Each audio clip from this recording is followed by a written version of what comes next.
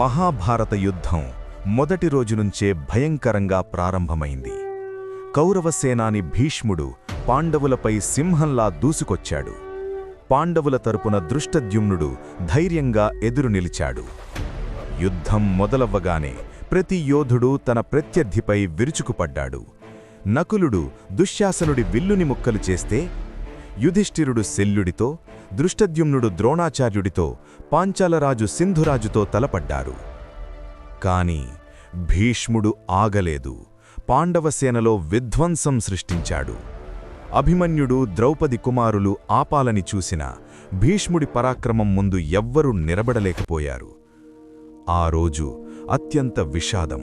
విరాటరాజు కుమారుడు ఉత్తరుడు శల్యుడి చేతిలో హతమయ్యాడు.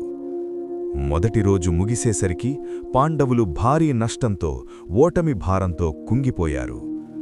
అప్పుడు కృష్ణుడన్నాడు, ధర్మరాజా, దిగులు పడకు, విజయం చివరకు మీదే అవుతుంది. ఇది కేవలం ప్రారంభం మాత్రమే. రెండో రోజు యుద్ధం మరింత భీకరంగా మారింది.